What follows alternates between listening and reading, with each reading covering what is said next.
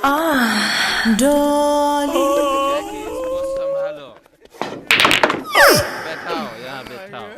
डॉली जी, जान ले मुका हो। हम चाहत नहीं कि जान की हमरे सिवा कोई बेईमानी तोहार पावर हाउस छूले तो देख के दिलवा डाली जी लव यू बोले। यू सपट शापट या दोस्त बना का बोला तारा? आप राजा बाबू बनले मतलब हम करोड़पति बने हैं। ओके बुझला? ओके। अब एक मिनट फोन आवा था। हाँ। तनी चुप रहा। ओके। हाँ। कौन है बे? बाबूजी।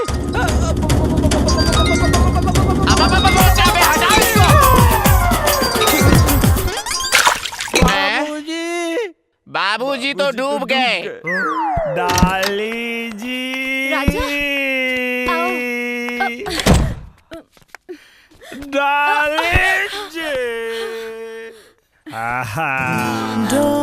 क्या कर रहे हो राजा? छोड़ दो मुझे। नहीं छोड़ी भैया तो निरहुआ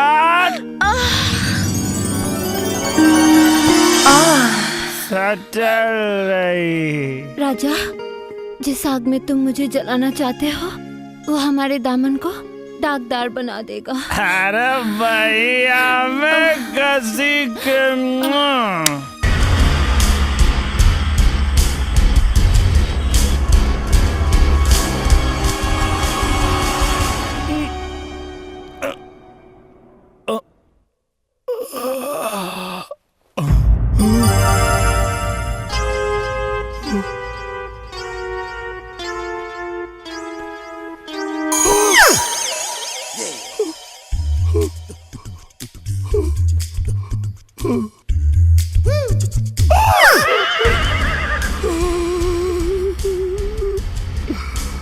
अगले बेटा राजा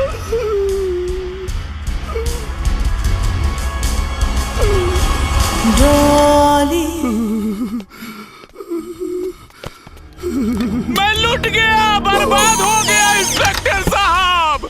ये बलात्कारी राजा हमारी बहन की जिंदगी को नर्क बना दिया इंस्पेक्टर साहब। इसको ऐसा दफा लगाइए इस बलात्कारी राजा पर कि इसका जिंदगी भी बर्बाद हो जाए। You are under arrest, mister Rajkumar उर्फ राजा बाबू। आप हमार विश्वास करी, हम जानबूझ के कुछ नहीं की कहले। अरे यार गोदन, तू इंस्पेक्टर साहब के समझाओ ना कि हम बलात्कारी नहीं किए यार। हर बलात्कारी बलात्कार करने के बाद यही बोलता है। हाँ। हम कुछ नहीं की कहले। तो क्या ये सब तुम्हारे भूत ने किया है? कानून में बलात्कार करने की सजा जानते हो?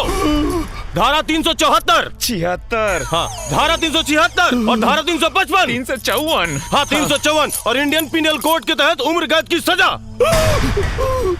और सुनिए, हमने चैनल वालों को बुलाया है, अखबार वालों को भी बुलाया है। कल अखबार की सुर्खियों में छप जाएगा कि मैं बनूंगा करोड़पति का राजा, मेरी बहन का बलात्कारी निकला।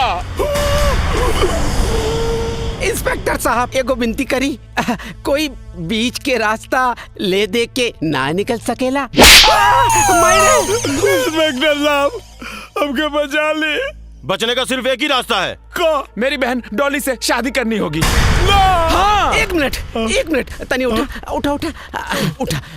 एक मिनट अब तनी साइड में। हमें लगा तो फंस जाएगी। देखा राजा, अभी दलदल से बचे के एक ही उपाय है। ज्यादा ओवर एक्टिंग मत किया कर यार, सिर्फ एक्टिंग का पैसा मिलेगा, ओवर एक्टिंग का नहीं मिलेगा। तन के खड़ा रहे। हाँ। अब तो शादी कर ला। ई का बात करता रे। सही कहा तानी भाई। देखा जितना बड़ पैसा वाला हो खेलन उन्हन के एगो ना दू बीबी होली दू और अब तू 7 करोड़ के मालिक हो गए बाड़ा। हाँ, करत रहा दोनों के मेंटेन, एक तरफ घर वाली एक तरफ बाहर वाली, घर वाली बाहर वाली। बुझला? मतलब एगो गाँव है, एगो मुंबई। तो हम हाँ कह दी। हाँ कौन? राजा बाबू शादी खातिर तैयार बाड़न। हाँ तैयार। हाँ हो गईलन। बहना, राजा शादी के लिए तैयार है बहना।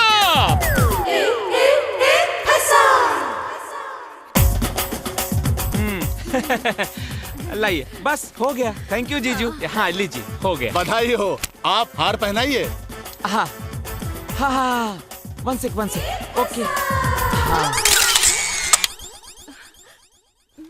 डॉली नमस्कार, हम बात कर रहे हैं राजकुमार उर्फ राजा बाबू के गांव से, जो कि हाल फिलहाल में मैं बनूंगा करोड़पति के 7 करोड़ के विजेता बने हैं और उस वजह से चर्चा में आए हैं। उनके गांव वाले जोर शोर से उनके स्वागत की तैयारियां कर रहे हैं। जैसा कि आप देख रहे हैं, लोग उनके खुशी में नाच रहे हैं, गा रहे हैं, मस्ती कर रहे हैं। तो आइए हम लगातार इस खबर में बने हुए हैं कैमरामैन अजय यादव के साथ लकी तोमर आजकल।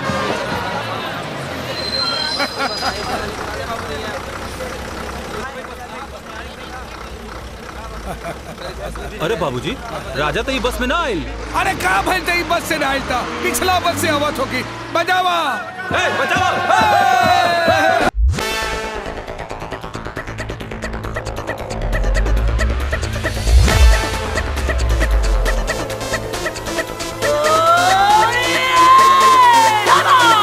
My lady, come on girl, I wanna rock it baby. Rock it baby, rock it baby, rock it baby. Peace and equality, let's need it. And equality, let's need it.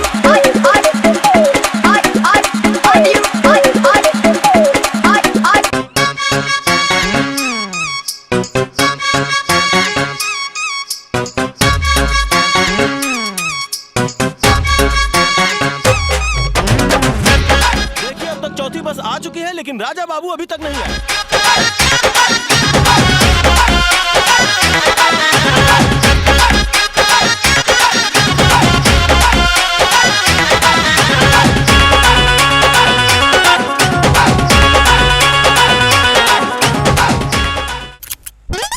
Raja Babu का इंतजार करते करते सभी लोग थक गए हैं। एक लास्ट बस आने वाली है, लेकिन पता नहीं उसमें भी राजा बाबू आएंगे कि नहीं। वो देखिए, वो बस आ रही है। अरे बजा। आप देख रहे हैं कि गांव के सभी लोग उम्मीद लगा के बैठे हैं कि इस बस में राजा बाबू जरूर होंगे। ये देखिए, लगता है राजा बाबू आ गए।